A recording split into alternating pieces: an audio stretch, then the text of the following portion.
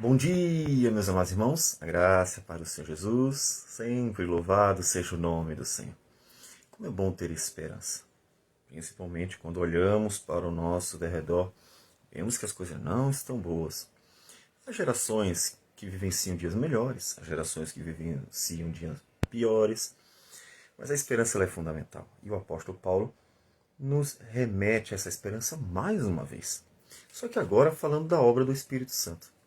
Interessante, né? Ele já havia falado da esperança. Quando nós lemos o capítulo 5, que começa dizendo que somos justificados por meio de Jesus Cristo e então temos paz com Deus, ele fala sobre tribulação, não somente isso, mas nos gloriamos também nas tribulações, sabendo que a tribulação produz perseverança, perseverança, experiência, experiência, esperança. E fala da esperança. E essa esperança está no fato de que Cristo Jesus nos justificou. Temos esperança porque estamos em paz com Deus. Temos esperança porque Cristo realizou a obra da redenção, pagou a dívida e então nós temos uma esperança baseada na obra de Cristo, a esperança da vida eterna, a esperança de andar com Deus para sempre. A esperança porque os pecados foram perdoados. A esperança porque o Senhor Jesus nos abençoou com toda sorte de bênçãos nas regiões celestiais. Como diz Efésios capítulo 1, versículo 3. Então, há esperança por causa da obra de Cristo. É interessante que, falando então da obra do Espírito Santo, que estamos vendo no capítulo 8, o Espírito que aplica a obra de Cristo à nossa vida, o Espírito que, habitando na sua igreja, ele é o selo da nossa redenção. A presença dele é que nos garante que somos filhos de Deus. E falando então desta obra do Espírito Santo, é interessante que ele outra vez entra na questão da esperança. Só que dessa vez ele vai, inclusive, tratar de um assunto bem grande, que é a esperança de toda a criação.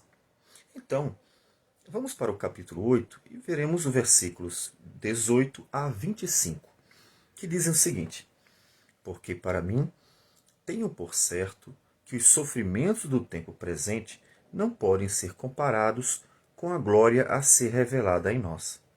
A ardente expectativa da criação aguarda a revelação dos filhos de Deus, pois a criação está sujeita à vaidade, não voluntariamente, mas por causa daquele que a sujeitou, na esperança de que a própria criação será redimida do cativeiro da corrupção para a liberdade da glória dos filhos de Deus.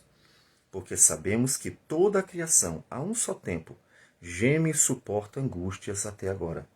E não somente ela, mas também nós, que temos as primícias do Espírito, igualmente gememos em nosso íntimo, aguardando a adoção de filhos, a redenção do nosso corpo.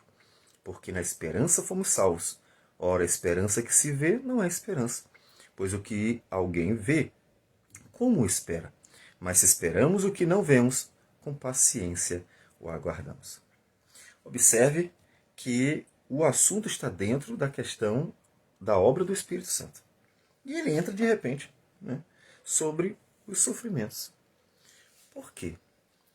Porque no contexto do sofrimento, o Espírito Santo tem uma manifestação importantíssima. E a presença dele, no caso, o ser filho de Deus, não nos isenta dos sofrimentos. E pelo contrário, até muitas vezes, eu diria, acrescenta sofrimento. As perseguições, somos perseguidos por causa da obra de Cristo em nosso viver.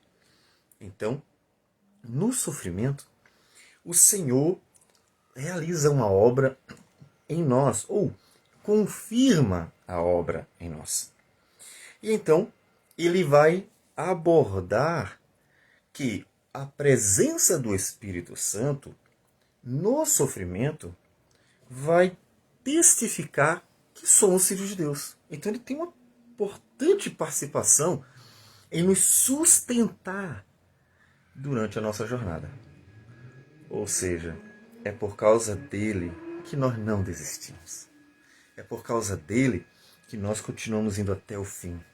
É por causa dele que temos a certeza que iremos nos encontrar com o Senhor a despeito de tudo que se passou neste mundo, tudo que nós passamos.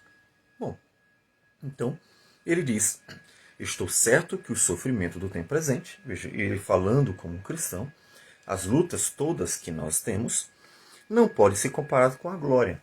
Então o Espírito do Senhor que habita no seu povo, ele nos remete à esperança da glória do Senhor Jesus. Ele nos remete à esperança que nós temos, nos ajudando inclusive a perseverar até o fim no meio dessas tribulações, dessas angústias, que é o que o apóstolo Paulo está mostrando aqui.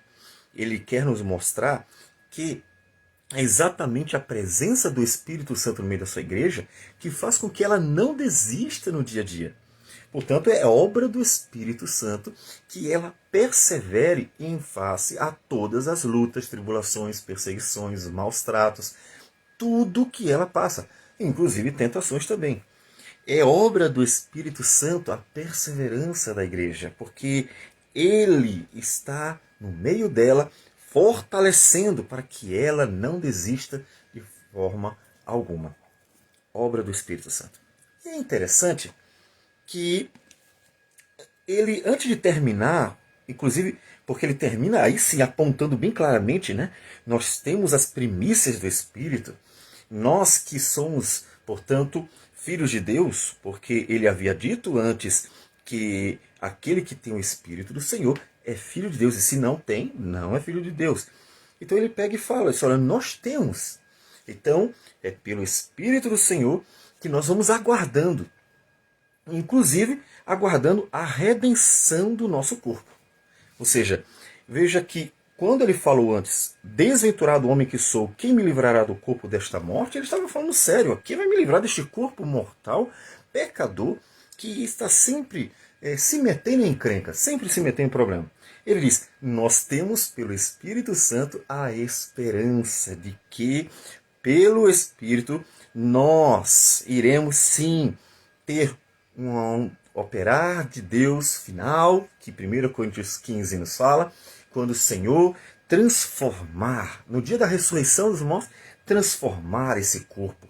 E então ele não só será imortal, mas será incorruptível. Exatamente por isso será imortal.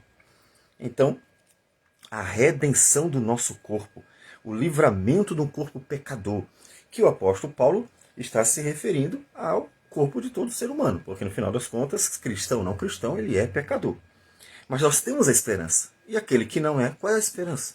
Então, se você, porventura, ainda não entregou sua vida ao Senhor Jesus, ainda não entendeu o Evangelho e ainda não realmente confessou, você precisa realmente procurar entender. Hoje você tem, de uma forma muito vasta, o conhecimento do Evangelho nas redes sociais. Hoje os recursos são muitos e você pode, então, ir atrás.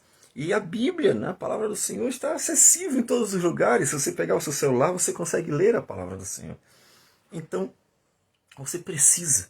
Porque é exatamente por ter Cristo, por ter o Espírito do Senhor, que nós temos uma esperança real para continuar lutando, vivendo.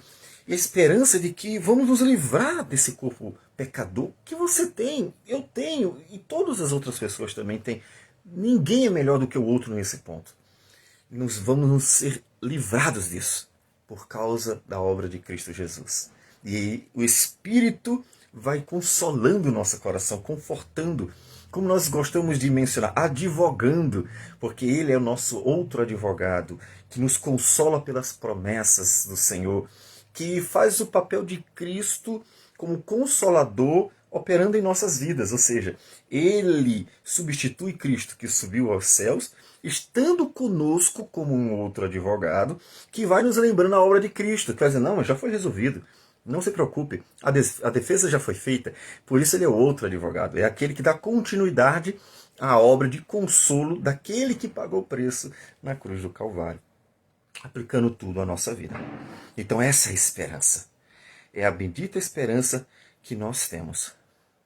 Mas aí, no meio, como eu falei, ele diz, olha, mas não é só a gente não. Toda a criação tem. Toda a criação está esperando isso. O versículo 19 diz: a ardente expectativa da criação aguarda a revelação dos filhos de Deus. O que ele quer dizer aqui com a revelação dos filhos de Deus? Inclusive ele diz também: aguardando a adoção de filhos, né? Nós mesmos. Mas como assim? A gente só vai ser adotado no final? Só vão ser revelados os filhos de Deus no final?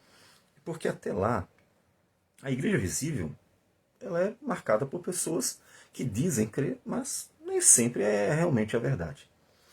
E no último dia, o Senhor vai manifestar quem eram, né? Os verdadeiros filhos, os que tinham realmente o Espírito do Senhor. Bom, você não vê quem tem o Espírito de Deus, quem não tem o Espírito de Deus. Você vê os frutos. Às vezes até pode se enganar, porque pessoas, como eu disse, pecadoras em geral, tendo ou não uma nova vida, elas são capazes de fazer coisas boas. Você vai pegar, como eu disse, um ateu fazendo coisas boas. Por que ele faz coisas boas? Porque ele também é a imagem de Deus.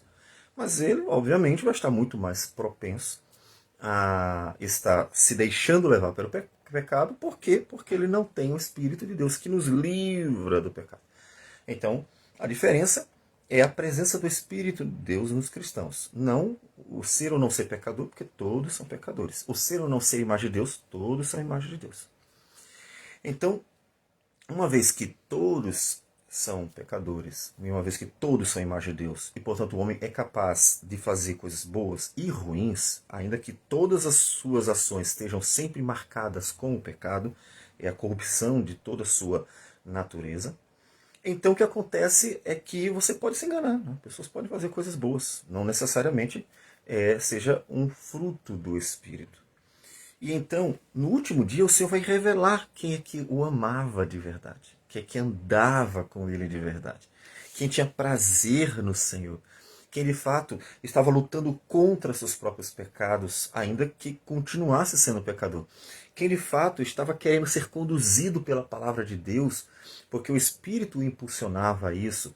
Ou seja, quem era um mero religioso e quem era realmente um verdadeiro cristão.